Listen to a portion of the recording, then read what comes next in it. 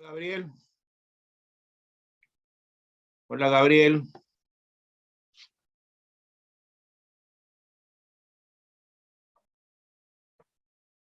Valentín, por favor, habilite el micrófono. Ahora sí. ¿Cómo estás, hijo? Buenas tardes. Hola, Adolfo. ¿Cómo estás? Bienvenido. Gusto de tenerte acá. Se están prendiendo las cámaras todos. El gusto es mío. Encantadísimo de estar acá. Oye, Gabriel, estás acá con 4 cohortes de maestría. Una con sede en Neuquén, que la hacemos desde Rosario con el Colegio de Abogados del lugar. Y 3 cohortes rosarinas, donde tenés gente de toda América Latina, desde la punta del norte hasta la punta del sur. En este momento 53 personas, se van a ir uniendo algunas más, en total lo que estamos teniendo. Faltan minutos para las 6, ya comenzamos la charla. Abro el micrófono para todos. Hola gente, buenas tardes a todos. Gracias por estar allí, ya con las cámaras prendidas. Saben que la condición de esta conferencia es que yo les pueda ver la cara a todos, no a todos, pero bueno, hay gente que no me la ha aprendido todavía. Espero que empiecen a aprender cámaras para saber quiénes están acá. Y hoy, siguiendo en este plan de conferencias internacionales, hemos convocado a un distinguidísimo exalumno de esta maestría, es el magíster Gabriel Valentín, que al poco tiempo de recibirse se convirtió en el profesor grado 5 de la Universidad de la República en Uruguay, más joven de la historia, ¿no? Es un hombre que ser grado 5 en Uruguay significa ser titular por catedrático, como dirán en España, y tiene una visión muy clara del proceso, una cultura procesal importante que pocas veces se ve en gente de su edad. Además es un disertante de fuste. Yo tengo por Gabriel un afecto paterno-filial, se me responde, le respondo, somos amigos, este es un camino de doble mano, decían las partidas. Y siempre que es alguna cosa interesante lo convoco y él, por supuesto, me dice que sí. El otro día tuvimos en estos conversatorios, que ya he llegado al final, hice 185 en total, están todos a disposición de los alumnos que quieran escucharlo, están en YouTube y en Facebook, en el canal que se llama Academia Virtual. Vale la pena verlos porque es de todo un poco. Tuve que dar una charla importante sobre las TIC, tecnologías de información y comunicación. Y realmente me asombró su conocimiento sobre el tema. Más que me asombró, me deslumbró, diría yo, ¿no? Porque yo soy ajeno a todo eso y entonces descubrí un mundo diferente con solo charlar un rato con Gabriel. Entonces lo convoqué para esta charla con nosotros, para que nos hable precisamente de las TIC, de las tecnologías de información y comunicación, que me parece pues, ser un tema que nos apasiona a todos, porque además es un tema de todos los días. Así que tenemos hasta las 7, justo una hora, Gabriel. En algún momento voy a tener que salir a la fuerza porque estoy preparando una conferencia. Hoy es el Día del Juez en el Perú. Tengo una conferencia con los jueces de Ayacucho y estoy yendo y viniendo hasta que pueda conseguir las cosas necesarias para hacerlo. Así que en algún momento te dejaré, pero volveré pronto. De hecho, quiero estar presente durante toda la conferencia. Querido, el auditorio es tuyo. Te dejo con los alumnos. Bueno, muchas gracias, Adolfo, por la más que generosa presentación. Es así como dice Adolfo, yo caí en la maestría por el año 2006 a raíz del contacto de un amigo en común, el profesor Alejandro Aval, que, bueno, fue a dar una charla allá a Rosario, me contó de la maestría. Yo me sumé en ese año 2006, 2006 y 2007, si no me acuerdo mal, fueron los años que la cursamos, con un grupo de queridísimos, hoy queridísimos amigos, todos ellos profesores y reconocidos hoy procesalistas en sus respectivos países, entre ellos seguramente que ustedes ya conocen a Gustavo Calviño, que lo habrán tenido como docente en la maestría, fue uno de mis compañeros, y bueno, y después compañeros de ruta en tantos congresos que recorrimos por todos lados, ¿no? Con amigos de Perú, de Paraguay, de Chile, de Brasil, en fin, recorrimos prácticamente América, hablando de distintos temas, en actividades que fueron y siguen siendo, bueno, ahora en este momento ya no, pero esperemos que pronto recobremos ese tipo de encuentros. Y bueno, y con Adolfo me une ese vínculo que Adolfo decía, ese vínculo paterno-filial, que me gustó mucho que lo haya dicho, porque es lo mismo que yo siento, así que gracias Adolfo por esas palabras y por la presentación que fue muy generosa y que se debe a eso, precisamente, a ese vínculo. Voy a tratar de no defraudar las expectativas. Eh, el tema que quiero conversar con ustedes, como dice Adolfo, es el impacto de las TIC en el proceso, ¿no? Que ya de por sí es un tema bastante grande como para conversar en una hora, y por eso yo les voy a presentar algunos tópicos, algunos puntos, como para que, si quieren, después al final abrimos una rueda de preguntas, discusión sobre algunos de ellos. Para empezar, una reflexión que me viene siempre a la mente cuando hablo de esto es que cuando hablamos de TIC, enseguida, a la vez, una vez que nos ponemos a reflexionar de esto, nos damos cuenta que todos usamos las tecnologías de la información y la comunicación cotidianamente en nuestros vínculos personales, sea familiares, con amigos, laborales, institucionales. Enviamos correos electrónicos, mensajes de texto, mensajes por distintas formas de mensajería instantánea, sea aplicaciones que son solo de mensajería o redes sociales que tienen sistemas de mensajería como Facebook Messenger, el sistema de mensajería de Twitter, el sistema de mensajería de Instagram. Todos utilizamos las redes sociales con distintos propósitos, a veces con fines más serios, otras veces menos serios, pero de todas esas actividades que realizamos en las redes sociales van quedando registros, registros que muchas veces son publicaciones que hacemos en esas redes, otras veces son mensajes que enviamos o recibimos. Las publicaciones en esas redes tienen distintas características según el tipo de red, no es lo mismo una publicación en una red en la que queda fija o una publicación o un mensaje que luego desaparece. Por ejemplo, las historias de Instagram, las historias, bueno, ahora Twitter tiene también su propio sistema parecido de historias, y así, bueno, por supuesto que Facebook también, o sistemas en que los mensajes se envían y se eliminan, como Snapchat. Y tenemos múltiples formas de comunicarnos que utilizamos, algunas desde hace muchísimo tiempo. Hacemos videollamadas, hacemos videoconferencias por este sistema, tanto que ahora se habla de webinar, ¿no? Para referirse a este tipo de presentaciones. Y así, bueno, utilizamos todas esas tecnologías al punto de que se nos vuelve insensible su condición de tecnologías. Es decir, forman parte de nuestra cotidianeidad, ¿no? Y casi que ya ni reflexionamos demasiado sobre eso. El vínculo de esas tecnologías con el derecho necesariamente iba a llegar. Iba a llegar por dos posibles caminos. Iba a llegar porque las cuestiones litigiosas que se plantean actualmente están impregnadas continuamente de la tecnología por distintas razones que voy a mencionar, o porque esas tecnologías nos sirven, ¿no?, para realizar las funciones del proceso. ¿Por qué? Porque son instrumentos que realmente, así como las podemos utilizar para las múltiples actividades que tenemos, se pueden utilizar útilmente para el proceso, como ustedes saben, y luego vamos a reflexionar un poco más. Esto impactó en todo el derecho, en todas las ramas del derecho, y también impactó en el proceso, con un corsi ricorsi, ¿no? Porque de este tema no se habla ahora. Este tema se hablaba hace 40 años, se hablaba hace 30, se volvió a hablar hace 20, y siempre con impulsos y retrocesos, y con cuestiones que no tenemos resueltas en pleno 2021. En pleno 2021, los abogados seguimos discutiendo sobre cómo incorporar como evidencia un correo electrónico en juicio. Y esto es insólito, es increíble. Esto uno lo cuenta a alguien que no está en el derecho y dice, ¿y cómo? ¿Y cuál es el problema? Bueno, el problema lo hacemos nosotros porque en realidad no debería ser tan complicado, ¿no? Pero luego también vamos a reflexionar un poco sobre esto.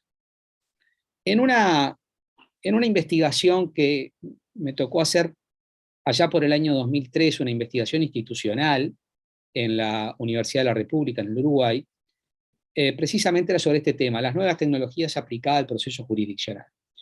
Y bueno, eso trabajé durante bastante tiempo y se terminó publicando el informe en 2 partes, en la Revista Uruguaya de Derecho Procesal. Imagínense, hace ya 18 años, ¿no?, de esa primera investigación.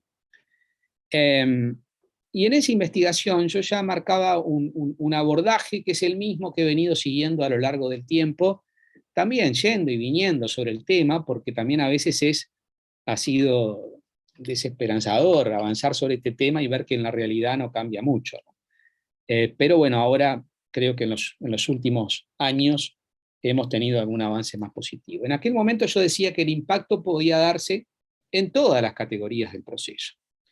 El concepto de categoría que utilizo refiere a una definición que en mi país hace, bueno, reconocido procesalista, el maestro Dante Barrios de Ángeles, que dice que el proceso se puede explicar por 7 categorías, ¿no? Esas 7 categorías son el objeto del proceso, no objeto en el sentido de finalidad o fin último, sino en el sentido de tema o cuestión que es sometida al proceso, al litigio en definitiva, ¿no?, en la terminología carnelutiana, o la pretensión, con todas sus modificaciones en la terminología de Wasm.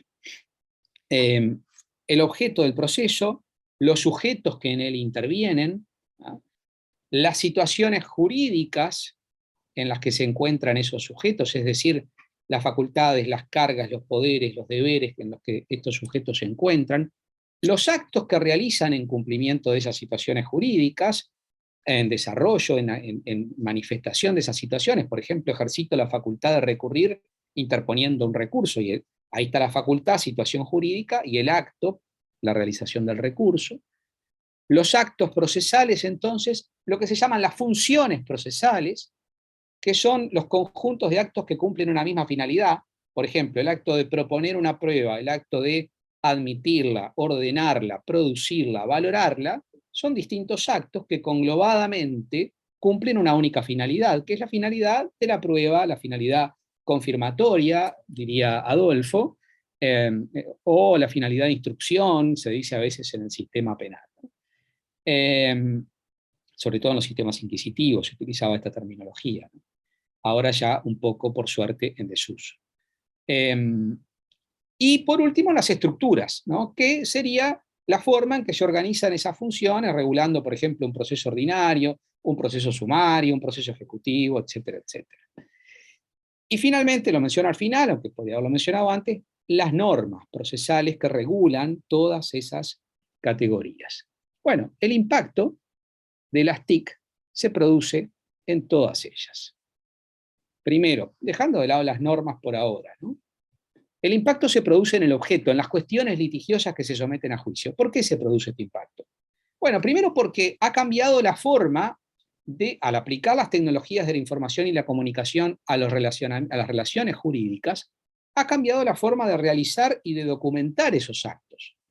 Entonces se realizan contratos por vías digitales, por correo electrónico, por sistemas de mensajería, etc.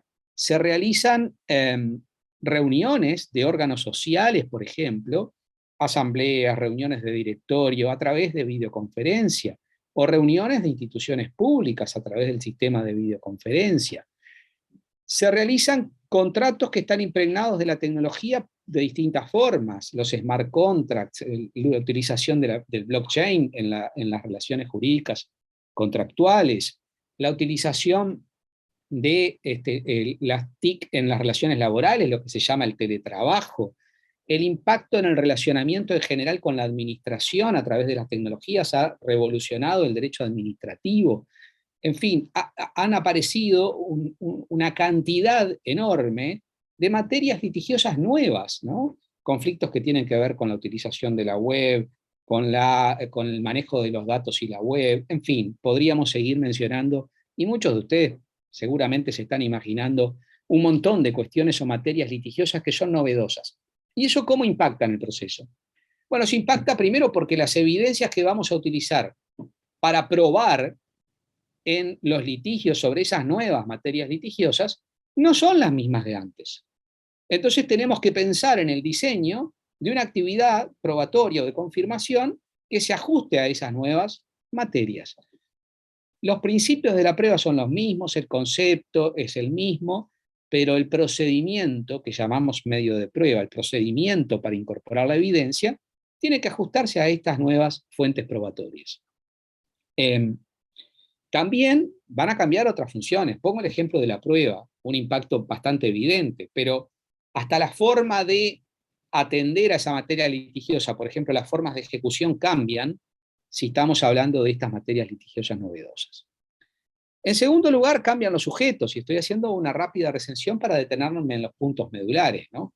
¿En qué cambian los sujetos con la tecnología? Bueno, cambia el diseño de los sujetos que son personas jurídicas, porque, por ejemplo, los sujetos públicos, el que actúa como tribunal, el Estado representado por sus jueces, bueno, a raíz de la utilización de nuevas tecnologías tiene un nuevo diseño orgánico. Incluso el funcionamiento de los poderes judiciales se piensa de otra manera a través de la aplicación de tecnologías. ¿Por qué? Porque aparece la inteligencia artificial para la utilización de las secuencias o flujos del trámite que se pueden desenvolver en forma secuenciada y en forma generalmente automatizada. Me refiero a pasos de procedimiento no esenciales, ¿no? Pasos rituales, como por ejemplo podría decirse, bueno, se dicta una resolución que ordena librar el oficio. Bueno, el registro de esa resolución, el giro, el libramiento del oficio, la remisión del oficio electrónicamente a una autoridad pública, por ejemplo, y bueno, funcionan automáticamente con un sistema de inteligencia artificial, por ejemplo, ¿no? Esto hace que pueda cambiar el rediseño de los sistemas de la Administración de Justicia. Ya han cambiado y van a seguir cambiando en los próximos años, pero no solo de la Administración de Justicia, de los otros órganos públicos que actúan, las fiscalías, las defensorías públicas y también los despachos de los abogados, por supuesto, porque el rol de la abogacía cambia, está cambiando y va a cambiar por estas razones. Cambios en los actos. Bueno, los cambios en los actos tienen múltiples dimensiones, ¿no? Hay un cambio que se produjo hace muchísimo tiempo, pero que vale la pena mencionarlo para darse cuenta de dónde venimos y cuánto avanzamos, ¿no? Hace 40 años, más o menos, más en algunos lugares, menos en otros, se empezaron a utilizar los procesadores de texto informático para elaborar actos escritos, ¿no? Para elaborar nuestras demandas, los recursos, los jueces sus sentencias. El uso de esos procesadores de texto fue en su momento una gran revolución, pero era un instrumento para realizar el acto en la forma tradicional. Al final, utilizábamos el procesador, imprimimos y firmamos y lo presentamos en formato papel, como se hacía cuando se hacía con una máquina de escribir, o antiguamente, incluso en algunos escritos muy sencillos, directamente a mano. Entonces, sin embargo, aunque parece que el cambio no es trascendente, en su momento fue muy trascendente. ¿Por qué? Porque nos permitió utilizar, como todos usamos aún hasta ahora, modelos de actos. Todos partimos de un modelo, ¿no? De un recurso que ya hicimos, de una demanda que ya presentamos para trabajar en el nuevo escrito, o los jueces incluso en sus actividades sentenciales. Esto a veces generan un poco problemas, por supuesto. La posibilidad de utilizar bases de datos que son accesibles y copiar y pegar. La forma de escribir. ¿Ustedes piensan cómo cambió la forma de escribir que hoy utilizamos, simplemente en ese grado de utilización de la tecnología, a lo que era escribir hace 80 años? Antes uno escribía hace 80 años y tenía que escribir con letras que eran de bronce, ¿no? Porque después volver a escribirlo, bueno, había toda una serie de procedimientos para poder testar, validar, intercalar, en fin. Bueno, hoy escribimos de otra forma. Vamos, venimos, copiamos, subimos, pegamos, rearmamos. Se escribe de otra forma, que es mucho más creativa, más compleja si se utiliza bien, pero que también genera un montón de inconvenientes, ¿no? En febrero del 2020, hace ya un año y medio, falleció Larry Tesler. Larry Tesler fue el creador del copy-paste, el copiar y pegar. Ese hombre seguramente se murió sin saber la revolución que generó en el derecho, ¿no? Porque el copy-paste cambió el derecho, para bien y para mal, ¿no? Porque el copy-paste se volvió una forma poco respetuosa del verdadero sentido de los actos, tanto lo utilizamos los abogados para argumentar como los jueces para sentenciar en las argumentaciones y motivaciones, y eso genera, por cierto, un montón de prácticas malas, pero también muchas cosas positivas. Bueno, eso fue algo que ocurrió hace ya décadas, ¿no? Parece algo muy fácil y muy sencillo, pero en su momento fue una gran revolución. Pero una dimensión mucho más fuerte es cuando pasamos directamente a realizar el acto por medio informático o telemático. Ahí, a todas las ventajas que ya tenía la utilización de un diseñador del documento que fuera informático, se aúna la posibilidad de no utilizar papel, de realizar la presentación a través de distintas formas. Ahora voy a mencionar algunas regulaciones y los principales problemas que se enfrentan en esto. Otro impacto en la realización de los actos es algo que ya mencioné, la utilización de la inteligencia artificial. Todos nuestros poderes judiciales están trabajando, algunos hace muchos años, en este tema. Primero en la estandarización y registro de los distintos modelos de acto, y después en el diseño de workflows, ¿no? Sistemas, procedimientos de trabajo para que los trámites, los procedimientos en algunos aspectos que son repetitivos y que por lo tanto son fácilmente automatizables, se pueda mejorar muchísimo en los tiempos. El Poder Judicial Uruguayo ha trabajado y sigue trabajando hace mucho. Tenemos actualmente un sistema de gestión de tribunales que utiliza sistemas de inteligencia artificial para la automatización de varios de los procesos que se realizan. Y por último, al último impacto al que me voy a referir, ahora voy a desarrollar un poquito los tres últimos sobre todo, la utilización de la videoconferencia para la realización de actos orales, audiencias. Vamos brevemente a referirnos primero a la realización de actos escritos por medios informáticos y telemáticos. Bueno, esta posibilidad, por supuesto que ya existe una regulación, ¿no?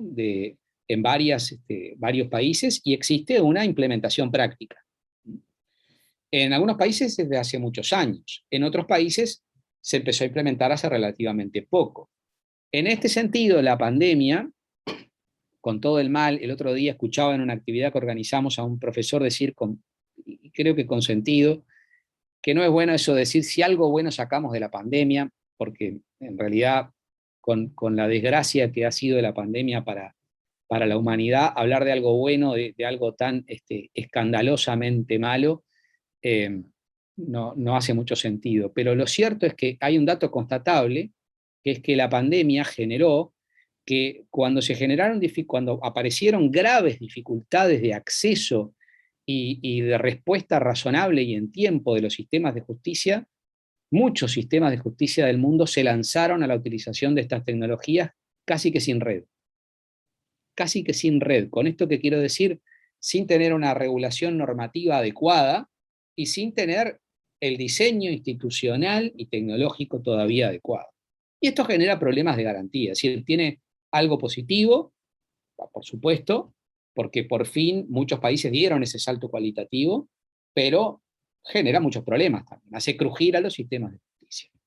Bueno, pero hay regulaciones que tienen mucho tiempo. Por ejemplo, la ZPO alemana, la ZPO, como muchos de ustedes sabrán, es el Código Procesal Civil alemán, que es de fines del siglo XIX, pero que ha tenido un montón de modificaciones. Bueno, la ZPO tuvo una reforma muy importante en el año 2002, por la cual se introdujo la posibilidad de presentar escritos por medios informáticos o telemáticos, con carácter general, ¿no? Esto está habilitado con carácter general, a punto que se habla en Alemania de un canal de doble vía de comunicación que va y viene, de la administración de justicia a los justiciables por medios informáticos y telemáticos. Esto también existe en España, desde la Carta de Relacionamiento de los Ciudadanos con la Justicia, que prevé un derecho muy importante, que es el derecho a comunicarse por medios informáticos y telemáticos con la Administración de Justicia. Y la Ley de Enjuiciamiento Civil Española, que es el Código Procesal Civil Español, el actual, que rige desde el año 2000, es la LEC del año 2000. Bueno, esa LEC también previó la posibilidad de presentar escritos por estos medios, con unas ciertas particularidades que luego voy a mencionar cuando analice los principales problemas.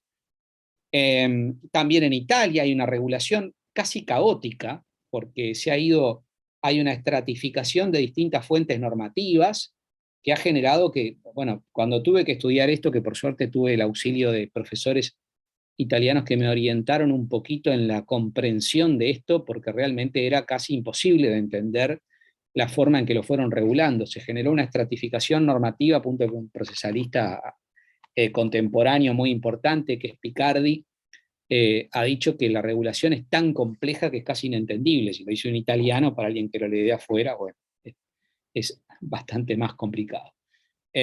También existe una regulación en Portugal desde el Código de Proceso Civil de 2013, y en América también hay regulación en varios de nuestros países. Hay regulación en Brasil, que tenemos el proceso civil telemático, que ya tiene unos cuantos años, y tenemos el Código Procesal del 2015, que también reguló esto con bastante generalidad. Tanto en Argentina como en Uruguay tenemos una ley que no está incluida en el código, está en una ley especial, me refiero a Argentina, sistema federal. La ley previó la posibilidad, previó genéricamente, que se pueda utilizar la firma electrónica, la firma digital, documento electrónico, correos electrónicos en el sistema de justicia, ¿no? Esa ley está en Uruguay también, una ley, es un único artículo marco que habilita esto, y que después se ha ido implementando, ¿no? En los dos países, a nivel reglamentario. En Uruguay todavía estamos en un estado muy incipiente y lejano. Ustedes avanzaron un poquito más rápido, habilitando la presentación de escritos de trámite, bueno, y así se fue avanzando, y en este último periodo también tuvieron avances más importantes. ¿Cuáles son los principales problemas que tiene esto? Es decir, desafíos, problemas o cuestiones que hay que resolver. Primero, hay que resolver cuál es el canal que se va a utilizar. El canal tiene que ser un canal seguro. Es decir, no puede ser el correo electrónico, no puedo usar mi cuenta de Gmail para enviar un correo al Poder Judicial. Tiene que ser un sistema, un entorno seguro, confiable, que tenga autenticación de ida y de vuelta, ¿no? Entonces, en general, se propende a utilizar sistemas que tengan firma digital.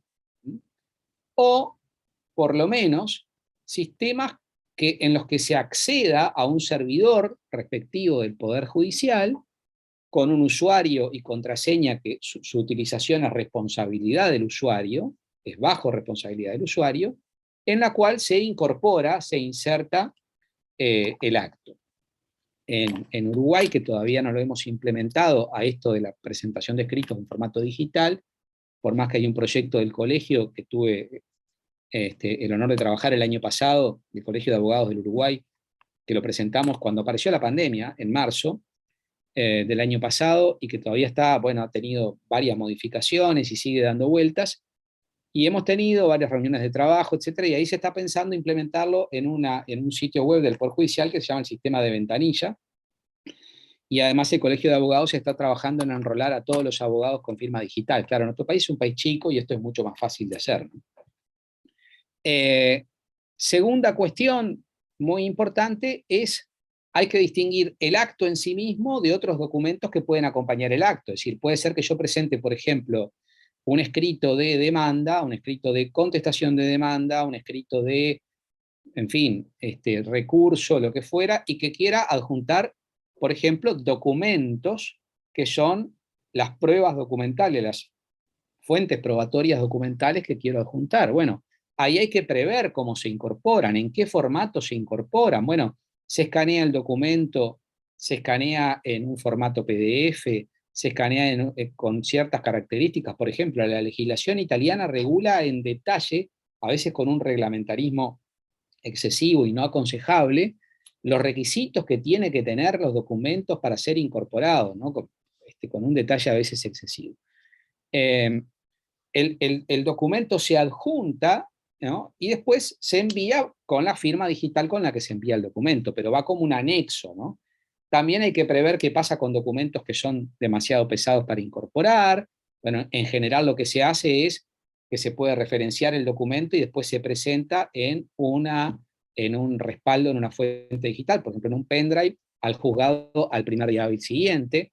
O qué pasa con evidencias que no se pueden incorporar en formato digital. Por ejemplo, yo quiero incorporar un documento que quiero anexar, por ejemplo, es un plano de grandes dimensiones que no lo puedo que está en papel, que no se puede digitalizar fácilmente, y bueno, y lo quiero incorporar como evidencia. Bueno, ahí también, en el caso de documentos que no son fácilmente escaneables o traducibles a un formato digital, también se prevé la posibilidad de presentarlos materialmente en cierto plazo. También hay que regular y prever en estos sistemas cómo se hace si es necesario consultar el documento original. Bueno, en esos casos también se prevé la posibilidad de requerir la incorporación del original, de requerir la presentación del original en determinado plazo, etc. Todos los proyectos o leyes que se han ido aprobando en los últimos años regulan detalladamente eso. Otra cuestión es la cuestión del tiempo. ¿En qué momento se puede presentar? Porque en este caso no hace demasiado sentido decir que el escrito se tenga que presentar en el horario en que funcionan las oficinas de los juzgados, porque si yo puedo enviarlo o presentarlo en formato digital, se supone que podría tener que presentarlo a cualquier hora y cualquier día, pero en ese caso hay que regular en qué momento el acto se considera realizado. Bueno, por ejemplo, algunos ordenamientos prevén que si yo lo presento en un día hábil, pero fuera del horario hábil, el escrito se considera presentado en la primera hora hábil del primer día hábil siguiente. Es decir, que si por ejemplo, el horario de funcionamiento de la oficina es en la mañana y termina a las 13, bueno, y lo presento a las 3 de la tarde al escrito, se va a considerar presentado a las 8 de la mañana del día siguiente, por ejemplo, si esa es la primera hora hábil del primer día siguiente, ¿no?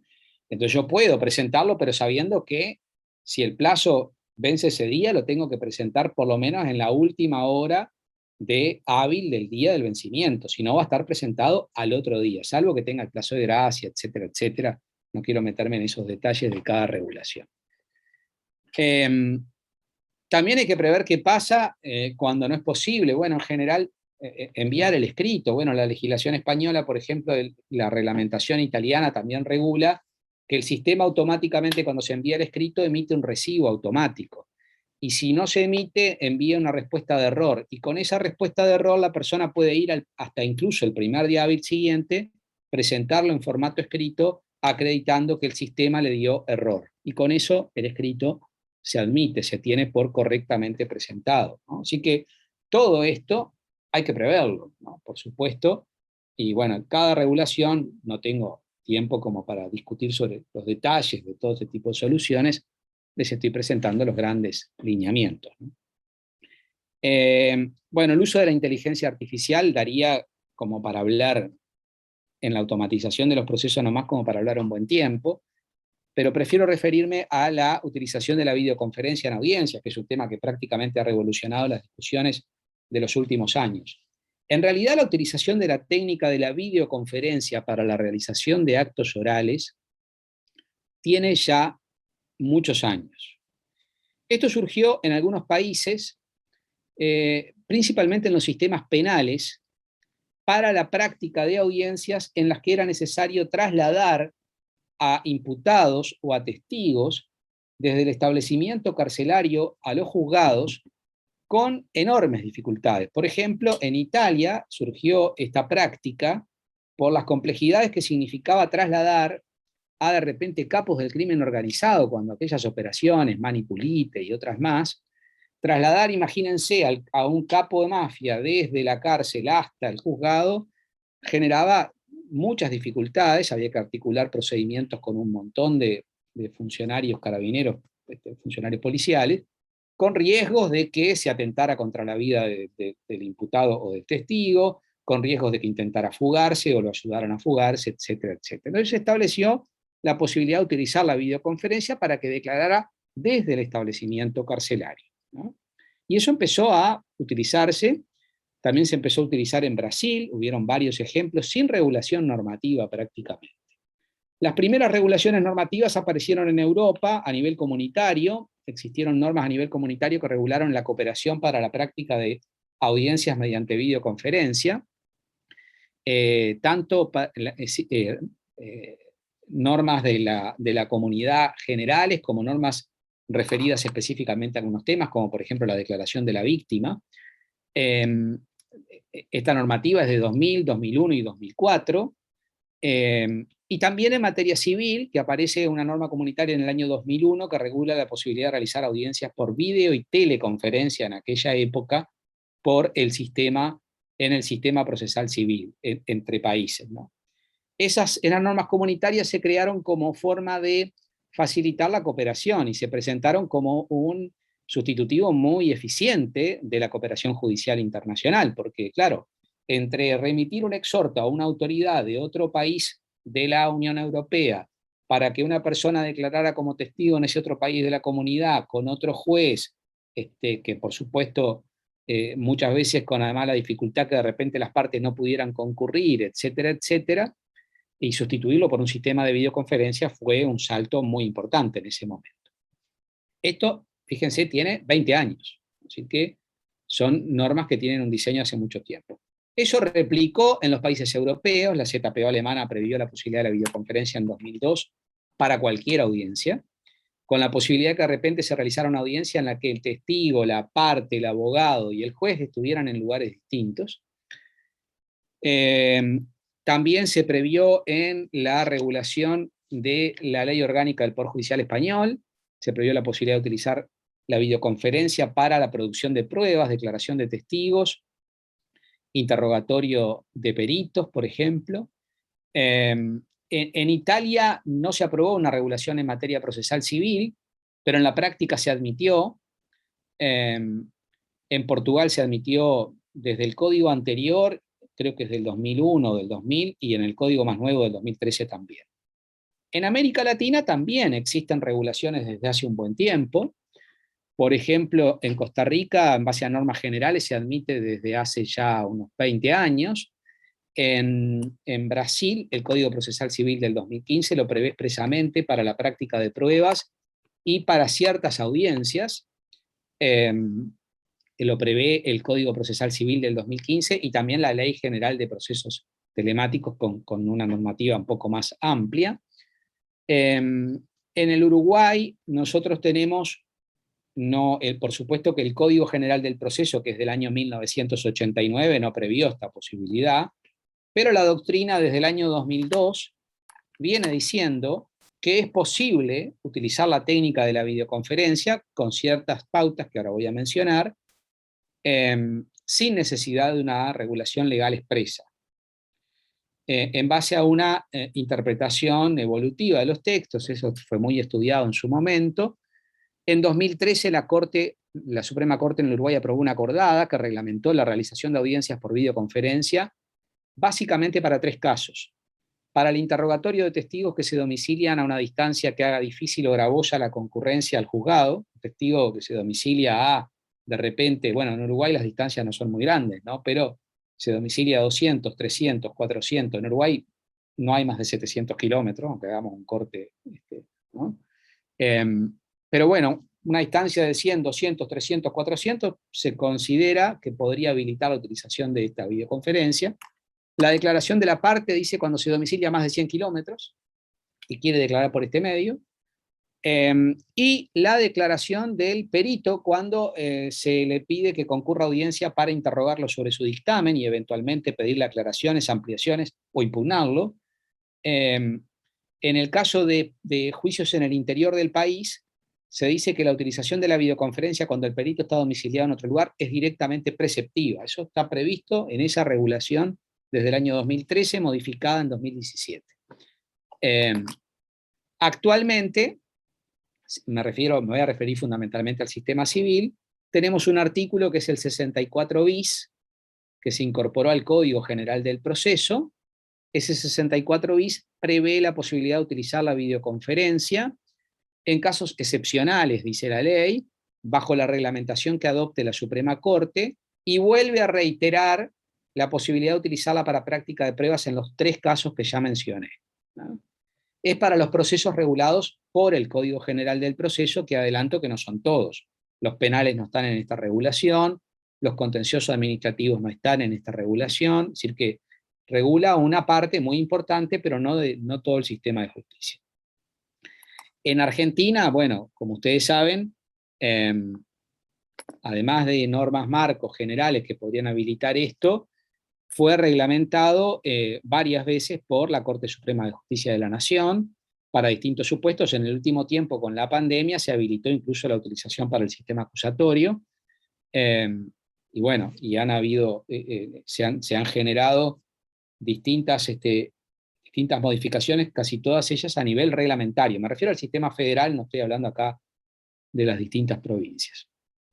Esta utilización de la videoconferencia para la realización de audiencias, en general en todas las regulaciones requiere ciertas exigencias mínimas imprescindibles.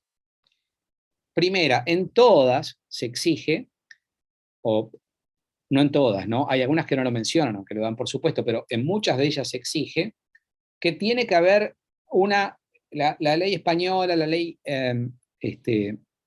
portuguesa, la ZPO lo dicen con cierta forma alambicada, ¿no? Tiene que haber una posibilidad de comunicación bidireccional o multidireccional y simultánea de la imagen y el sonido, es decir, que nos podamos, como estamos acá, oír, ver y comunicarnos, transmitir en forma ininterrumpida, sin interrupciones relevantes, por supuesto que pueden darse mínimas interrupciones, pero en forma razonablemente continua y simultánea. No es que yo les hable y que ustedes escuchen dentro de 2 minutos, porque si no la comunicación no es multidireccional y simultánea, de la imagen y del sonido, ¿no? E ininterrumpida.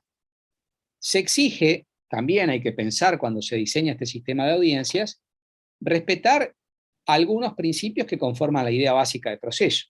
Por ejemplo, tenemos que asegurar en estas audiencias que el abogado se pueda comunicar libre y privadamente con la parte durante todo el curso de la audiencia.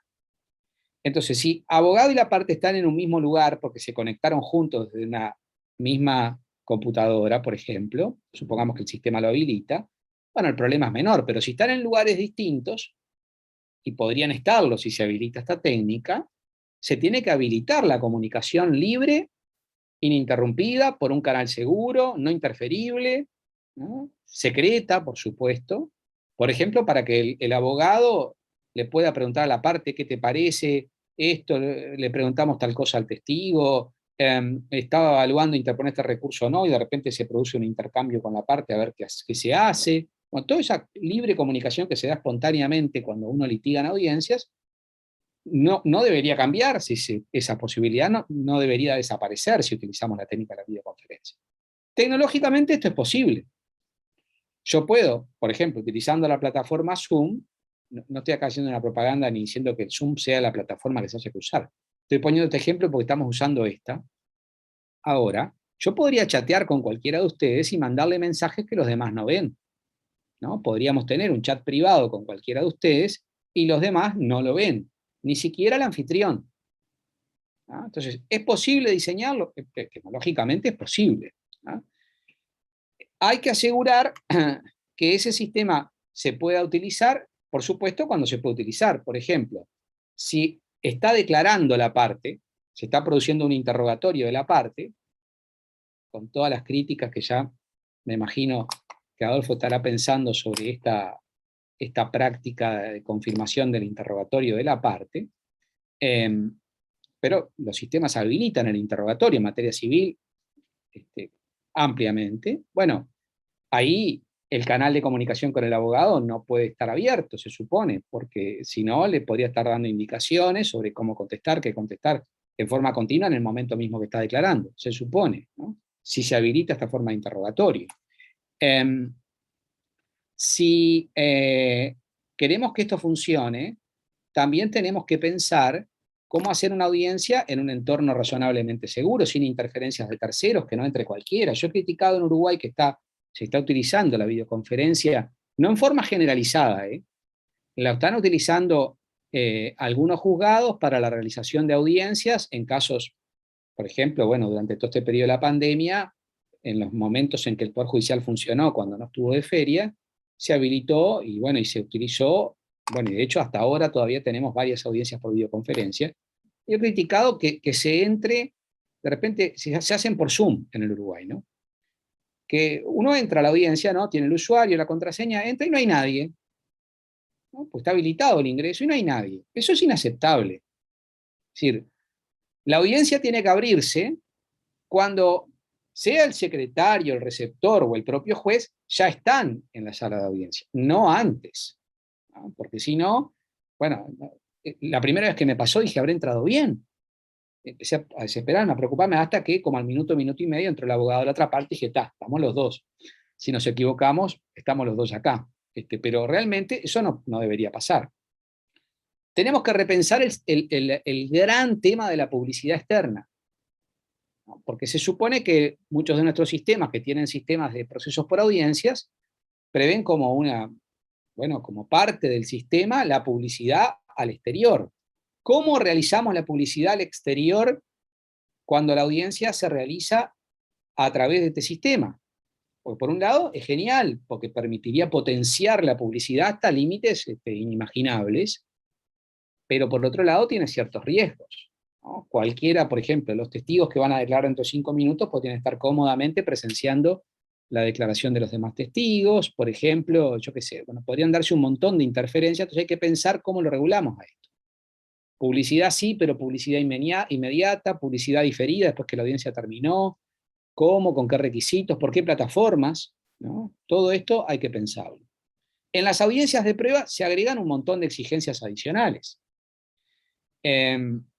Por ejemplo, así como digo que hay que garantizar la libre comunicación del defensor con el abogado, hay que cerrar cualquier canal de comunicación directo por mensajería instantánea entre el abogado y o la parte y los testigos, porque si no yo puedo estar direccionando a un testigo que está declarando, ¿no? Hay que pensar también cómo organizamos a los testigos. Los testigos quedan esperando en sala de espera, van ingresando de a uno. ¿Cómo evitamos que se comuniquen entre sí mientras se están esperando para declarar? Todo esto es un problema. En el Uruguay esto se ha implementado de una forma que a mi juicio no es del todo buena.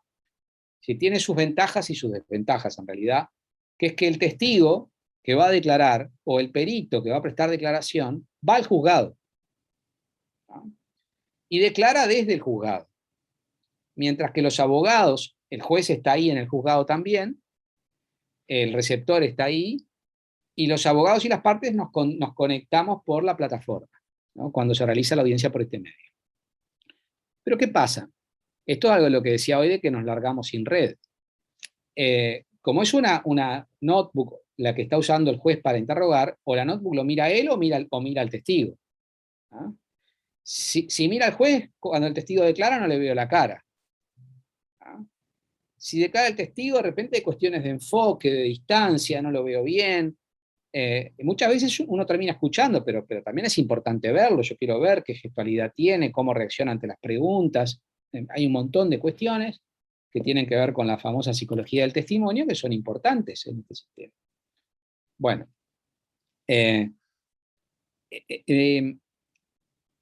si yo no puedo, si la audiencia no se puede desarrollar en las mismas condiciones que se desarrollaría presencialmente, no está bien, no funciona bien. Lo mismo otra cosa, de repente la máquina está arriba del escritorio del juez y el testigo está a varios metros más atrás sentado en una silla. Y de repente el testigo no escucha bien. Entonces el juez le repite mi pregunta, pero me la repite y yo no sé si la escucho, pero capaz que no la repite exactamente como la formulé. Hay un montón de cuestiones de la práctica que hay que pulir. La audiencia solo podría realizarse así. Es decir, yo entiendo cuáles son las ventajas. El testigo está ahí, se controla la identidad del testigo, el testigo no va a estar siendo influenciado por nadie, porque está solo con el juez, salvo por el juez eventualmente, pero no va a estar influenciado por terceros que le digan qué tiene que decir, no va a estar mirando notas, no va a estar mirando apuntes, no está siendo amenazado. Todo eso está muy bien, pero tiene toda la desventaja de que si yo no tengo el diseño institucional en el juzgado para que lo interrogue como si estuviera ahí, no es bueno, ¿no? Otros sistemas buscan formas en que se autentique la declaración de otras formas, ¿no? Por ejemplo, el testigo en Alemania se habilita que excepcionalmente el testigo pueda declarar desde cualquier lugar exigiendo ciertas condiciones, ¿no? Tiene que tener ciertas condiciones para conectarse, tiene que visualizarse claramente el espacio que rodea al testigo para que se vea que no hay nadie. Hace poco todos habrán visto una audiencia sobre libertad condicional en Estados Unidos, en la cual era una cuestión de violencia contra una mujer basada en género. La mujer estaba prestando su declaración y resulta que el agresor, que tenía prohibición de acercarse, estaba en la misma casa que ella. ¿Ah? Entonces veían que la mujer miraba y miraba y miraba hasta que le pidieron que moviera la cámara y vieron que estaba el denunciado, imputado como agresor, estaba en el mismo lugar. Bueno, es decir, hay un montón de cuestiones, por supuesto, en esto que hay que pensar, pero todos hemos visto también cómo se han realizado audiencias en muchos lugares del mundo y se han realizado razonablemente bien dentro de todas las dificultades. Pero bueno, es un gran desafío, sin lugar a dudas. Bueno, por supuesto que quedan un montón de cosas más, pero como queda poco tiempo para seguir redondeando, cambios en las funciones probatorias. Bueno, no tengo el tiempo para exponer toda la cuestión de la utilización de documentos digitales, ¿no? Sobre la cual... Gabriel, te interrumpo, por favor, un segundito. Sí. Oye, yo en 5 minutos empiezo una conferencia en la Corte de Ayacucho, en Perú, por tanto yo me despido ahora. Te dejo la clase en tus manos. Después de las 7, cuando termine la conferencia, si hay preguntas, se las respondes, por favor, y si no, me cierras la clase y me despido la alumna en mi nombre. Sí, Chao a señor. todos los chicos. Gracias. Bueno, para ir cerrando, porque más allá de los tiempos no quiero aburrirlos. La utilización de documentos digitales, ¿no? Seguimos discutiendo, como decía hoy, 2021, cómo aportamos un documento digital, cómo se produce. Y solo les voy a decir esto. Primero, hay que respetar la esencia digital del documento, ¿no? No podemos aceptar que, por ejemplo, un correo electrónico se agregue una impresión en papel. Eso no es respetar la naturaleza digital del documento. Yo no puedo controlar la autenticidad del documento, aprovechar todas sus posibilidades digitales, ver sus adjuntos en su formato original si lo que estoy agregando es una impresión en papel. La comprobación notarial, que se utiliza mucho en el Uruguay, ¿no? Que un escribano constate que ese correo está en el servidor, que lo imprima, lo incorpore a su acta, etc. Bueno, lo que estoy agregando es una copia en papel, auténtica sí, pero copia en papel de un documento digital. No estoy incorporando el documento digital. El documento digital hay que incorporarlo en su formato digital. Es un correo electrónico y se puede bajar a un formato legible por cualquier máquina, lo copio en un pendrive y agrego el pendrive, punto. Esa es la forma que deberían prever nuestras leyes, con la posibilidad de visualizarlo eventualmente en audiencia, si son documentos, por ejemplo, de audio o de video, la posibilidad de reproducirlos. Hay documentos digitales que tienen formatos especiales. Yo quiero agregar un mensaje de WhatsApp en mi celular, obviamente que no lo puedo, no hay un formato para incorporarlo en un pendrive, por lo menos actual. Pero ¿qué puedo hacer? Puedo referir que hay un mensaje de WhatsApp enviado del número tal al número tal con el siguiente contenido, y la producción mediante la exhibición en audiencia. Como ustedes saben, se puede exhibir el WhatsApp, sea por el WhatsApp web, mirándolo, entrando por supuesto con el teléfono cerca del usuario, o en el mismo aparato celular, y se visualiza en el mismo momento en su propio formato digital. Y si tiene un archivo de audio o de video, se reproduce directamente, ¿no? Es decir, hay un montón de complejidades que tienen que ver con los distintos formatos de los distintos sistemas de mensajería, por supuesto, que hay que atender, y hay distintos lenguajes distintos para cada red social, para cada sistema de mensajería, y hay símbolos que se utilizan como los famosos emoticons, o como ustedes quieran llamarlos, que se utilizan en la comunicación, que ya están influenciando en el derecho, ¿no? Las jornadas de procesal que hicimos en Minas, ciudad del interior del país, hace 2 años, me tocó ser relator de este tema, y bueno, al relatar alguna de las ponencias, se mencionaban en las ponencias, por ejemplo, un caso en Israel, en el cual un propietario pone en arrendamiento un apartamento o departamento, como le dicen también ustedes, para alquilar, lo ponen en una web con un número de teléfono, se le comunican por el sistema de WhatsApp preguntándole, le pregunta condiciones, precio, etc. Bueno, el interesado le responde con la imagen esa de la mujer que va como bailando zarzuela, ¿no? Un hombre que va también bailando, 2 copitas de vino que se chocan, un dedito para arriba, no sé cuántos símbolos más, Y bueno, el otro interpretó que había aceptado las condiciones. Bueno, la cuestión se llevó a un tribunal y tenía que interpretar si ahí había un contrato consensual de arrendamiento. Bueno, esto hay que, ¿no?, pensarlo. Ya hay desarrollos, hay muchos trabajos que están pensando estas cuestiones y bueno, eso impacta en la prueba también, por supuesto. Bueno, ¿qué pasa con los mensajes que desaparecen, los mensajes que se pueden borrar? Las historias desaparecen. Hay sistemas de mensajería instantánea que se borran. Si yo tomo una captura de pantalla, ¿qué pasa con eso? Bueno, la captura de pantalla es una foto. ¿Es un documento digital? Sí, pero no es el documento digital original. ¿Sirve como prueba? Bueno, sirve como prueba de que saqué una foto de un documento digital, pero esa foto puede ser auténtica o no. Pero junto con otras evidencias se puede evaluar. Por ejemplo, una mujer que está siendo objeto de acoso saca una screenshot, una foto a la pantalla en el momento que le llega el mensaje del acosador y se lo muestra a su amiga, que está al lado. Bueno, tiene una declaración testimonial más una foto, después el mensaje se borró, pero hay dos evidencias que en conjunto se pueden valorar. Bueno, estos son los problemas que tienen los distintos sistemas de mensajería. Otro tema, la ¿Cómo utilización... constato yo, disculpe, buenas Sí, noches, cómo constato yo que esta prueba digital, por ejemplo, en cuanto a la documentación, por ejemplo, un correo electrónico, yo soy de la otra parte y yo quiero verificar que eso no ha recibido algún tipo de manipulación? bueno, O eso se... todas esas fotos que no tienen el mensaje en sí, y por ejemplo puede tener la testimonial de la amiga, pero ¿cómo yo sé, siendo de la otra parte, cómo puedo verificar la veracidad de eso o cómo puedo contrarrestar que eso en realidad nunca existió? Porque se pueden complotar Sí, sí. y jugar en contra. Entonces, si yo estoy del otro lado y quiero comprobar la veracidad de todo eso, y a su vez mi cliente me dice eso no es verdad, y hay todo un complot, ¿cómo hago yo para hacer caer esa prueba? Bueno, en general todos nuestros sistemas, o la mayoría, prevé que cuando yo aporto un documento cuya autoría imputo a la otra parte, se genera a la otra parte la carga de controvertir la autenticidad de ese documento. Yo digo que tú me enviaste un correo electrónico y lo aporto al correo electrónico en su formato digital, y tú tenés la carga de decir ese documento lo envié yo, ese correo, o no lo envié. Y si no dices nada, generalmente se genera como consecuencia la autenticidad tácita, la autenticación tácita del documento. Esto se prevé en muchos de nuestros sistemas.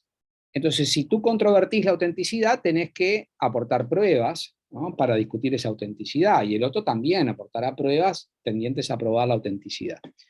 ¿Qué pruebas pueden ser? Bueno, se puede pedir una pericia, por supuesto, informática, para determinar si ese correo electrónico fue remitido desde esa cuenta determinada.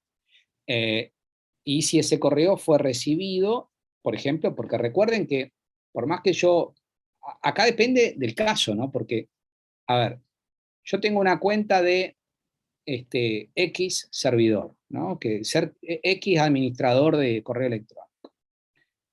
Lo bajo, ¿no?, con Microsoft Outlook, Outlook Express, mail de la Mac, lo que sea.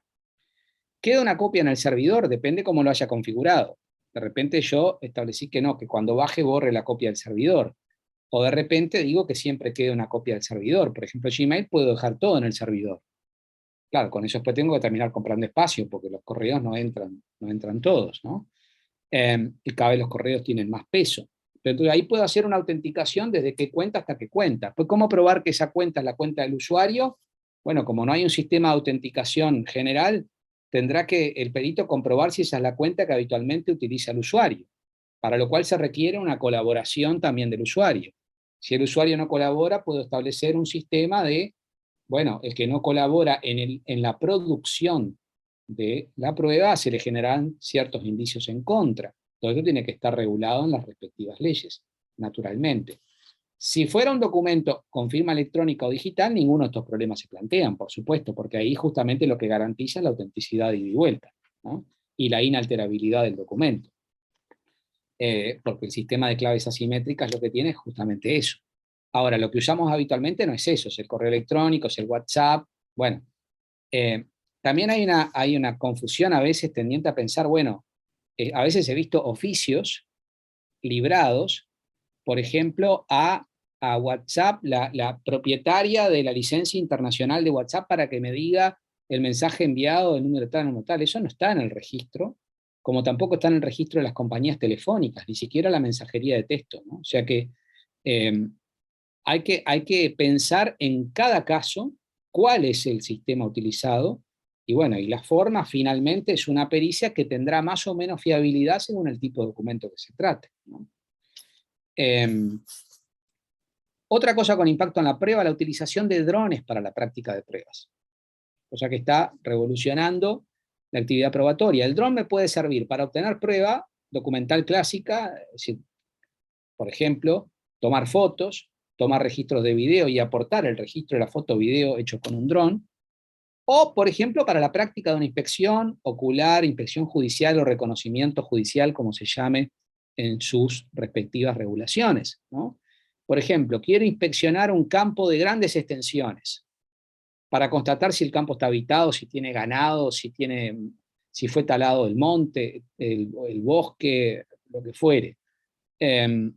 Quiero inspeccionar un lugar de difícil acceso o de acceso peligroso. Bueno, evidentemente que los drones, que son sistemas no tripulados de aeronavegación, que pueden tener una programación de vuelo automático o que se pueden dirigir en el mismo momento del vuelo, pueden tomar registros extraordinarios. Todos hemos visto, no con fines judiciales, incluso lo extraordinario que es ver nuestras ciudades vistas desde un dron, los edificios emblemáticos que uno ve, los registros que se hacen a través de un dron, los paisajes recorridos por un dron. Bueno, eso nos da posibilidades extraordinarias porque puede llegar a distancias impensables para el ojo humano, puede tomar registros de temperatura, puede tomar registros de audio a distancias también, según el sistema, que sería imposible para una persona, puede tener un registro de geolocalización que permita registrar exactamente los lugares por los que estuvo el dron con absoluta precisión. Bueno, evidentemente que este es un gran instrumento para la práctica de pruebas, no está regulado su utilización con carácter general, salvo en algunos sistemas penales, porque el gran problema que se ha generado es si se puede utilizar estos sistemas para la videovigilancia como tarea de la investigación, por ejemplo, en materia penal, ¿no? Si yo puedo utilizar, además de la posibilidad que ya existía hace un tiempo de poner una cámara fija en un lugar público, por ejemplo, si puedo utilizar un dron para videofilmar, bueno, y los problemas que esto tiene, y su vinculación con el registro domiciliario, la protección de la inviolabilidad del domicilio, etcétera, etcétera. En materia penal hay regulaciones que prevén esto, por ejemplo en España, la ley de enjuiciamiento criminal reformada, y hay también mucho análisis desde el punto de vista de la jurisprudencia y de los principios del derecho penal, procesal penal. Por último, bueno, cambios en la actividad de sentenciar. Daría para otro día entero hablar del impacto del uso de la inteligencia artificial para el auxilio en la actividad de sentenciar. Y el famoso tema de los jueces robots, etcétera, etcétera, que eso es como un tema aparte, para discutirlo otro día entero, ¿no? Nadie hoy está pensando en sustituir al juez como emisor, creador y autor de la sentencia, sino en la inteligencia artificial como auxilio. Hay experiencias, algunas de hace muchos años, como Compass, el controvertido sistema Compass por un montón de razones en Estados Unidos para el otorgamiento de libertades. Bueno, otro día podemos hablar de esto y les puedo mostrar los formularios que utiliza Compass para que vean los sesgos discriminatorios que tiene. La utilización en Estonia, por ejemplo, se hizo un gran desarrollo del uso de la inteligencia artificial para conflictos de no más de 6.000 euros. En Inglaterra también para conflictos de menor entidad vinculados con el tránsito vehicular. Bueno, en Argentina también, por supuesto que está Prometea y hay un montón de aplicaciones más que se pueden utilizar para el cumplimiento de estas funciones como auxilio. Bueno, esto es un problema hoy de dimensiones, hay mucho escrito ya sobre el tema y hay mucho debate actual sobre este tema. Por último, bueno, la utilización de la tecnología para que toda la estructura, todo el procedimiento sea íntegramente digital. Esto ya existe Existen sistemas de solución de controversia arbitrales, por supuesto. En el arbitraje internacional existe un gran desarrollo de este tema, ni que hablar a raíz de la pandemia, o en sistemas de ventas en línea, que tienen también sistemas de solución de conflictos en línea, y también en algunos países se ha ido desarrollando sistemas de composición de conflictos en línea para cierto tipo de conflictos, por ejemplo en Canadá, ¿no? Pero bueno, esto también daría como para mucho más. Y hay un montón de cuestiones más, pero no quiero aburrirlos mucho y ya estamos pasado de la hora. Evidentemente que como reflexión final nada más, me parece que en esto no hay que ser muy dogmático, ¿no? La cuestión no es tecnología sí, tecnología no, porque la tecnología está, el uso de la tecnología va a ser inevitable y en muchas cuestiones imprescindible. La cuestión está en tecnología cómo, es decir, con qué requisitos, y sobre todo para el uso de la tecnología en el proceso, en las distintas funciones de las que estuvimos conversando, se requiere de un diseño normativo fuerte que permitan el uso de la tecnología sin desvirtuar la idea de proceso, lo cual es realmente complejo, y el diseño de sistemas institucionales fuertes, pero también se requiere que las posibilidades de acceso a las tecnologías sean amplias, sean universales, es decir, que exista un acceso posible, porque de nada sirve tener un desarrollo normativo institucional si la gente no puede acceder universalmente a este tipo de cuestiones. Si tenemos problemas en Uruguay, que es un país chico, que es un país en el que la tecnología se utiliza con carácter generalizado, en nuestro sistema de educación primaria los niños utilizan un sistema, el sistema del Plan Ceibal se llama, utilizan notebooks desde el comienzo, desde su formación primaria, desde hace ya muchos años, ¿no? Hay evidentemente una penetración de la tecnología muy importante, y si hay problemas en mi país, que es un país chiquito, bueno, en países de grandes dimensiones, con distintas condiciones sociales, culturales, etcétera, evidentemente que el tema es mucho más complejo. Bueno, no sé si alguno quiere decir algo, alguna pregunta, una crítica, todo bienvenido.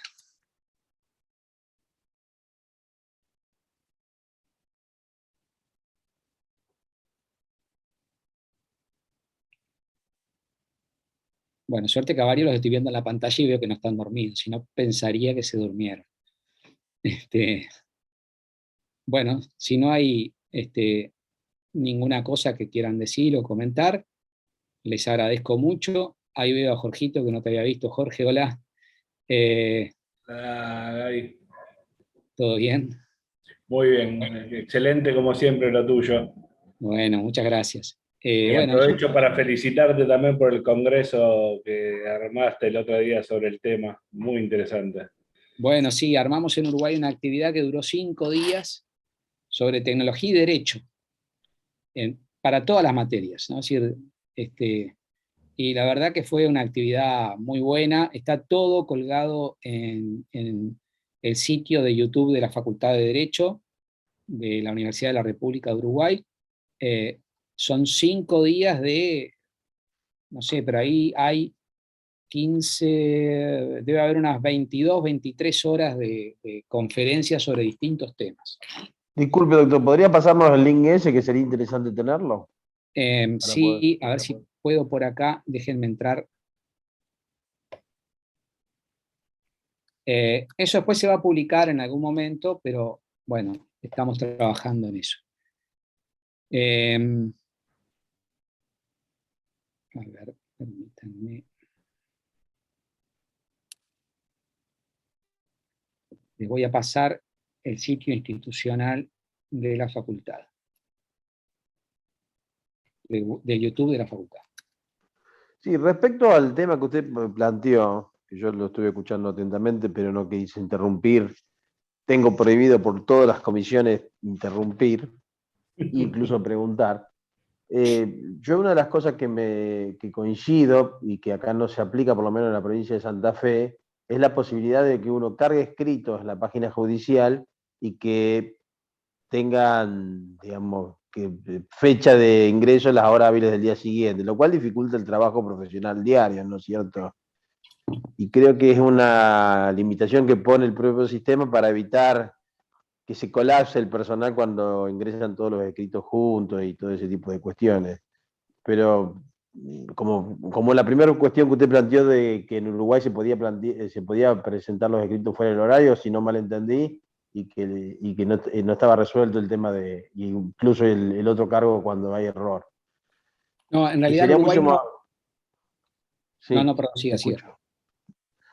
Y la otra cuestión, que era lo que la compañera hablaba de la prueba, del control de la prueba, yo el otro día en un asunto de escuchas telefónicas consulté con unos especialistas en materia, y por ejemplo el reconocimiento de voces, que yo pensé que era una cuestión más compleja, porque antiguamente se tomaban las escuchas telefónicas y se hacían reconocer 3 voces distintas como el reconocimiento de cara, dice que los programas hoy lo reconocen en una fracción de 12 décimas de segundo, reconocen la voz de la persona que habla.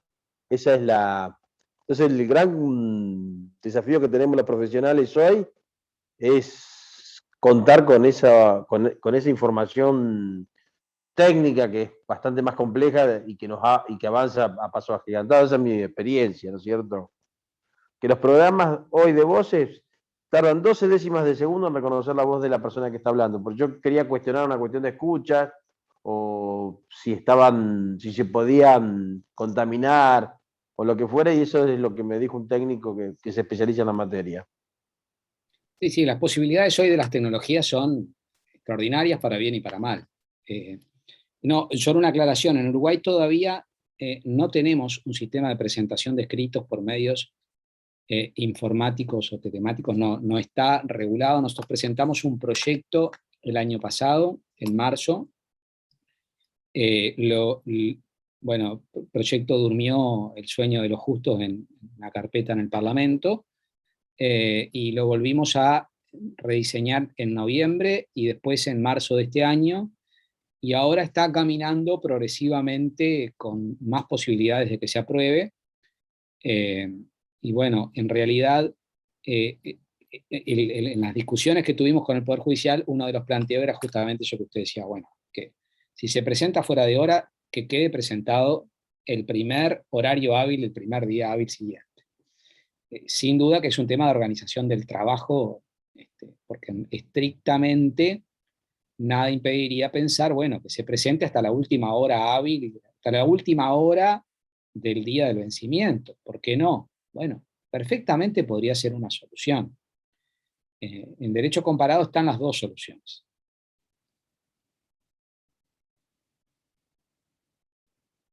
Sí, o no sé cómo funciona en Uruguay porque no conozco las páginas judiciales, o por ejemplo, en la provincia de Santa Fe la modalidad cédula electrónica, que no se permite voluntariamente, a pesar que el Código Civil contempla el domicilio electrónico para las partes, no se permite expresamente notificar por cédula electrónica a las partes, que perfectamente se puede hacer.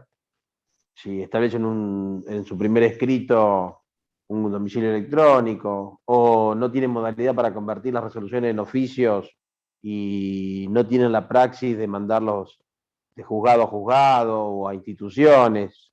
Y hay una serie de cosas que son desafíos actuales, que si no hubiera sido por la pandemia no hubiéramos avanzado ni siquiera a cargar escritos por vía de la página judicial. Entonces, digamos, yo lo que veo que hay un atraso, no sé si es por falta de conocimiento de los que tienen que modernizar la justicia, o es una cuestión de que no hay ánimo de modificarlo. Se ha modificado solo lo que ha sido estrictamente necesario, por lo menos en la provincia de Santa Fe y en la Argentina. No sé cómo lo ves vos en el Mercosur.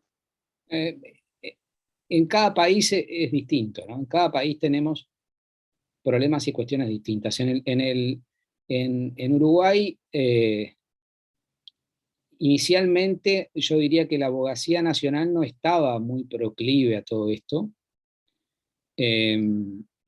a la posibilidad de utilizar estas tecnologías. Poco a poco esa opinión ha ido cambiando, la pandemia surtió también ese efecto, y hoy por hoy es un tema en el que hay opiniones ya más favorables en general, pero las administraciones de justicia miran esto con recelo muchas veces, y además es en general el motivo inmediato para pedir aumento de presupuesto para el Poder Judicial, muchas veces justificado, muchas veces no, aumentos de remuneraciones y más cantidad de funcionarios en plantilla, y bueno, o el temor de muchos funcionarios de perder su trabajo por la utilización de esta tecnología. Todos esos factores humanos, institucionales, que pesan en cada país.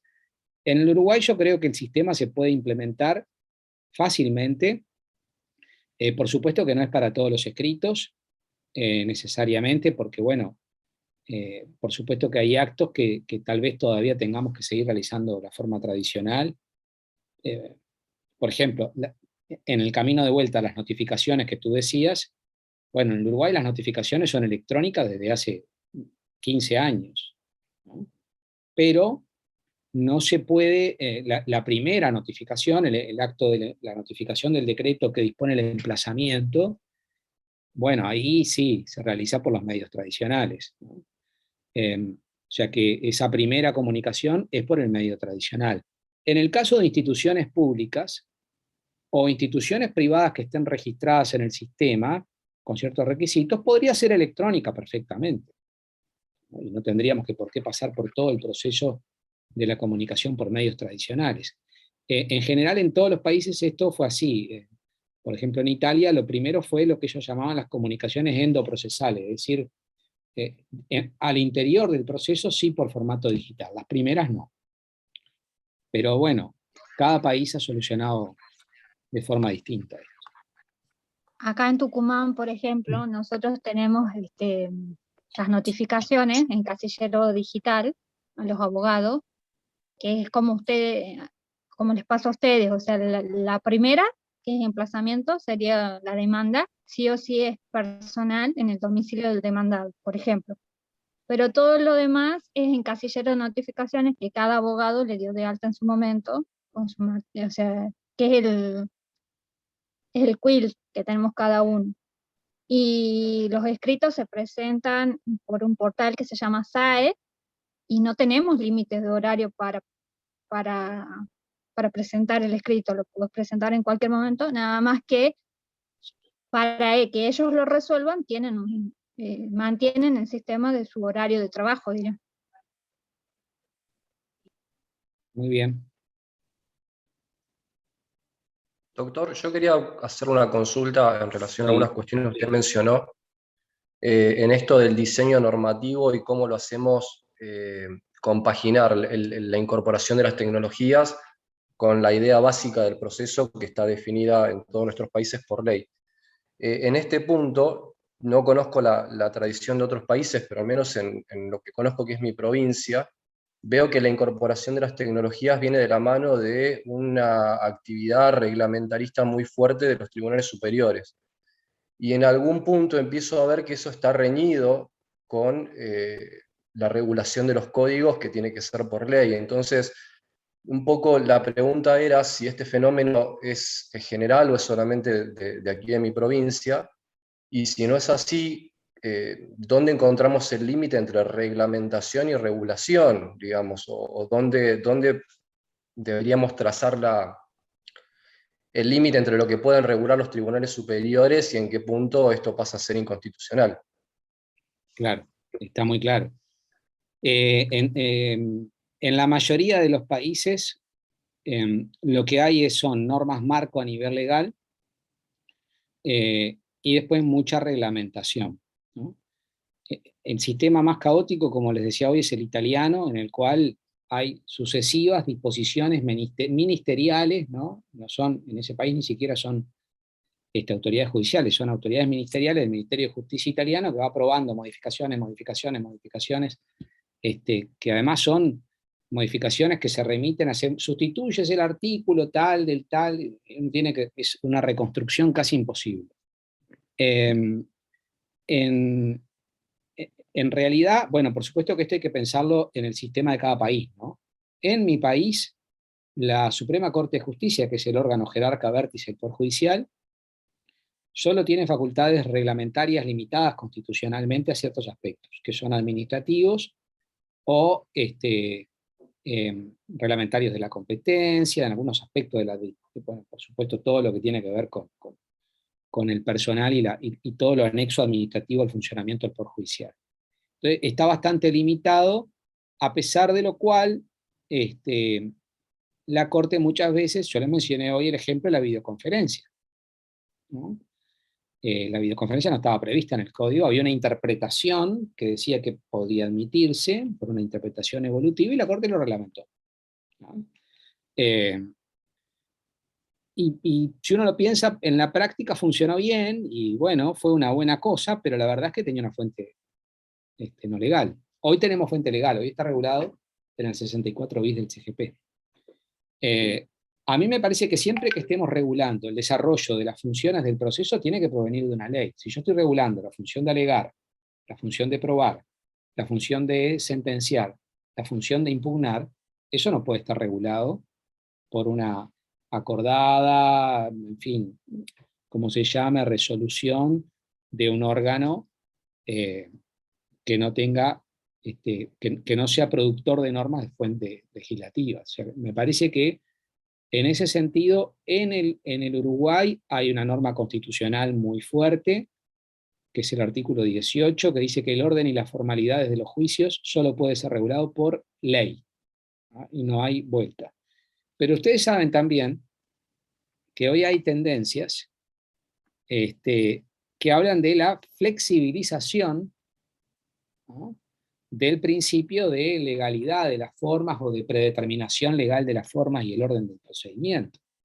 Entonces se habla incluso de un procedimiento flexible, adaptado a cada caso, adecuado al tipo de conflicto, con lo cual esto se ha ido al diablo, evidentemente, en muchos sistemas. En el Uruguay, por suerte, tenemos un límite constitucional y en general la Corte, bueno, ha tenido sí esos avances, pero en general se ha limitado a reglamentar estrictamente. Pero es un problema, sin duda. Es un problema que requiere de estudio. En Italia se ha planteado justamente el problema de la constitucionalidad de todo este sistema. En Argentina ha ocurrido el proceso inverso. Ha sido más la justicia la que ha avanzado sobre la legalidad, más allá que el sistema es similar. El debido proceso es por ley también, toda la normativa, y por provincia, pero el Poder Judicial ha avanzado. Lo más grave no es que reglamente cosas que podría haber vacíos legales o ante la cuestión de la fuerza mayor como ha sido la pandemia. Lo más grave es que regula cosas contra leyes, es decir, establece modificaciones a los códigos procesales modificando la ley positiva, que es mucho más gravoso por lo menos en mi experiencia en la provincia, ¿no es cierto?, de Santa Fe. Pero en materia de utilización de los medios electrónicos tenemos un vacío importante, más allá que la ley de notificaciones nacional, que es la que regula el convenio de todas las notificaciones cursadas entre provincias, tiene prevista algunas notificaciones electrónicas entre juzgados o firma electrónica, pero no es la regla general que se aplica a la ley positiva, sino que son o acordadas o resoluciones de los jueces, o recomendaciones de los jueces que en algunos casos van con el nombre de recomendación de los jueces de primera instancia, recomendación de la sala 2, y utilizan ese mecanismo que es todo reglamentario, pero bueno, incluso contra leyes. Cuando se dispersa además y cada órgano jurisdiccional se cree con potestad reglamentaria sobre esto, bueno, es peor, porque ni siquiera es el órgano vértice. Pero incluso acá en todos los proyectos de código que se le delegaba a la propia Corte la reglamentación, fue una de las quejas más grandes que hubo contra los códigos. La delegación en la propia Corte de las facultades reglamentarias, a lo mejor de las notificaciones, por ejemplo. Cuando debe ser una norma que le ponga coto a la Corte de cómo notificar y demás. A veces los propios legisladores terminan delegando cuestiones que no deberían hacer, generando problemas y con por lo menos los abogados. Yo cuento una anécdota de hoy, esta mañana. tenía audiencia a las 11 de la mañana en un juzgado. Y mi comentario fue, me saco el pijama, voy hasta el juzgado, porque decía audiencia. Hacía tanto que no tenía fijaba una audiencia presencial que me fui contento a mi audiencia, me saqué los trajes, todas esas cuestiones que uno ya casi olvida normalmente con esta pandemia bendita, y me confundí de juzgado. Entonces cuando pregunto, la secretaria me dice, sí, tenemos una audiencia hoy, pero se suspendió porque salió una resolución de la Corte. Le digo, pero no dice nada en el expediente. No, bueno, pero salió. Camino 20 metros, contado, y me encuentro con mi cliente y me dice, no es en ese juzgado, en este. Entonces yo ya con ese conocimiento que había acabado de incorporar, llego al juzgado y digo, ¿te dejo constancia de que no se toma la audiencia? No, la audiencia se toma, me dice el secretario. Salvo que las partes no quieran. O sea, 20 metros, cambiar el criterio por la misma cuestión. Nosotros las tomamos las audiencias. O sea que uno ni siquiera tiene la certeza, porque el otro me dijo, se suspendieron, no se toman ni por Zoom. Y 20 metros después era a criterio de las partes. Quiero decir que tenemos una dificultad de comunicación, a pesar de que los medios de comunicación han aumentado las posibilidades, ¿no es cierto? Porque no estaba ni el decreto. Eso fue 20 metros de un juzgado que me equivoqué en otro, hoy. Sí, bueno, Carlos, acá en Santa Fe sabemos que ni las acordadas aparecen en las páginas web, así que... Correcto, no lo quise decir yo para enterarse de todo acá es muy difícil. No sabes ni siquiera si el día ha sido hábil o no hasta pasados varios días. Las dificultades comunicacionales de nuestros poderes judiciales son increíbles. Qué tema tan importante. En Uruguay, con todo esto de la pandemia, las dificultades que tuvo el Poder Judicial para comunicar sus resoluciones es increíble, increíble, ¿no? En una era en la que la comunicación es todo, ese es un problema en todos lados. Bueno, Gabriel, me parece que ya ha sido suficiente. Muy agradecido por... Hemos tomado demasiadas atribuciones con vos, así que no, yo encantado. Muchas gracias de nuevo por la invitación. Me encanta estar en la maestría de nuevo acá compartiendo con ustedes. Bueno, sabés, Jorge, me convocan cuando quieran, estoy a la orden, encantado, si tienen la audacia de reincidir. Bueno, un abrazo a todos desde Uruguay. Muchas gracias, Gabriel. Nos vemos. Un abrazo para la familia allá. Gracias, igualmente. Muchas gracias. Bueno, muchas gracias del resto.